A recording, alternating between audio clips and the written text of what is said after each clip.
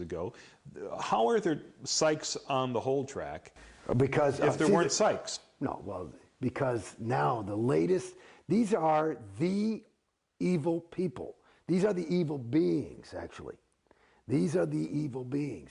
And they've been around, like you hear about Xenu and all that shit. Xenu was a psych. You got it? So he just wasn't a practicing psychiatrist. No, he was practicing Xenuism. You got it? Gotcha. Now they're called psychs. So you better beware. I remember one time I visited. Right? Fuck me. One time I visited the Celebrity Center, and it just walked in late at night, and looked around and said, "Well, what goes on in here?" Right. And they woke up the projectionist to show me the orientation. Oh, nice. I had my own private screening that night. And they had some poor Sea Org kid, maybe 15, 16 years old, babysitting me in the theater. Right. Well, you're not allowed to watch the movie alone. Right. Well, I was. You're not allowed to do what? Because you get an MU. Like he was watching to make sure you didn't have any lack of mask kind of shit. And he was making small talk before that, and he was saying, well, you remember the Salem witch trials? Yeah. It was the psychs behind that. Well, I don't think there were psychiatrists back then. And he went, oh, no, not the psychs. I mean the pharmaceutical companies. Oh, dear goodness. No, not quite. See, these are the kids. You just gotta, you dash off a get well soon card, and that's about it. Because it's sad, This is the interesting thing. And it goes back to to answer further the question of what did you perceive? What I perceived, and I kind of avoided the question by saying I got stupider. But let me tell you something. These are good people. These are some of the best people you can meet. These are people who really want to help. They're willing to give up their entire life and their own personal ambition to help others. That's a pretty rare, and generally you would say, it's a pretty decent person. That's the thing. And I would say I'm not a bad person. If I saw me walking around there, I'd say, okay, he's okay. But when you say you got stupider, how do you think that happened? Well, in my opinion, again, and I'm only out of Scientology about a year or so, less than a year, officially. But in my opinion, what I've gathered as I wake up, it's a funny thing in Scientology. You feel as though you're waking up to the truth, the reality, or what really is. But what you're doing is waking up to the reality of Scientology, which is that, not the reality, which is the agreed upon universe of what is. And basically, in my opinion, the best thing you can be is yourself. And that's who you are. And that, there's degrees to which you can actually become yourself. And that's probably what the whole spiritual interest is. For me, I don't really know. But what Scientology, the trick of it is, it makes you feel as though you're sold that you're actually becoming yourself. But what you're actually becoming is, my name's Jason Beghe.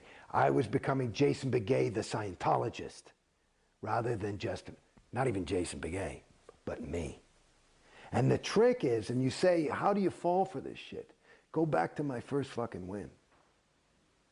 Because it's me. It's me. And so there is you.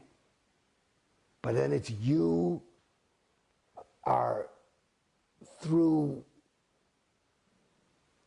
I can't explain it, pressure of the group, or this is the thing I'm trying to get. Because I've never been like a guy, well, I got to get a pair of those shoes because everybody's wearing them. It's not been, I've been always, I got to find my own if everybody's wearing those things. But it's like, and maybe that's how I got out to some degree, is that I always try, I'm not saying I had never, bought a BMW or whatever the fuck people want to do, you know. But it's like, it to me, it gives you a way of thinking that, at least for me and from what I observe of others, is not native to that person. I think, as I said before, in my opinion, I suspect, I'm no Dalai Lama, but I think that the best thing you can be is yourself. And that if you can do that truthfully, it'll be beautiful and successful and interesting. I don't know about success, like how you define it, but it'll be a worthwhile time spent. And what happens is you are sold, and again, the trap is good because you sell it to yourself. Because if you're not on course, you're wanting to be on course, or you should be on course. You've got your own self in jail. It's an autopilot gig. It's quite good. I think there's some hypnotism in there or something. I don't quite know, but it's quite surprising. And so at the end of the thing, you end up being, you know, like here's an example. You start the ethics technology. So you start thinking, okay, and you start thinking in terms of the conditions of existence that he laid out, and that these are behaviors. And so now you're not just going, you know what the fuck, I think I need to take a walk, and I think I got to become, I'm going to be an insurance salesman, and that's my truth. You know, it's, you know, you have to go through these steps and do this. It's like retarded. It's not true. It's not true. You know, and I did ethics cycles and conditions, and nothing changed. I've seen people who've done them and they've changed, so I don't know, you know, whatever. You know, but there's a placebo effect. I don't quite know. Tori, how many times did you do the PTSSP course? You know, it's like on and on and on. You have to, every time you go PTS, which is the human condition, you got to do the course over and do this shit. Let me tell you something. That's another racket, PTS. I'm not sure if we got PTS description on PTS is camera. potential trouble source. So all injury, accident, and illness. Listen to those three words. All injury, accident, illness, is all because of PTS. Everything negative that happens is because of PTS, which means you are a P potential T trouble S source.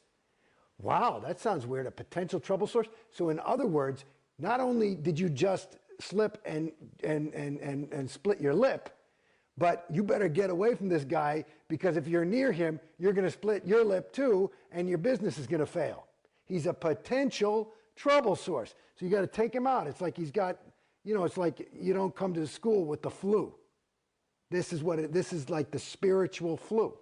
So it's like heavy shit. And now there's only one reason that you are a potential trouble source. One reason is that you're connected to an SP, which is a suppressive person. Now this is the 2.5% of awful people like Tori who are fucking it up for the rest of us, good people. And oh, it's a funny thing.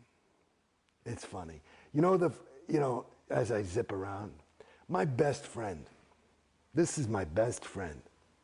I mean, like, this is a guy that I was, in 9th grade, I met this guy. And like I saw this guy, came to my school in 9th grade, and I saw this guy, and I was a gregarious kind of kid, and he was new. And I saw him, and I said, you know something? You and I are going to be friends. I think that's the first thing I ever said to him. And I was right. He's a big famous actor now, and an amazing guy, David Duchovny. And David, my best friend, I mean, I'm talking about a friend. Our relationship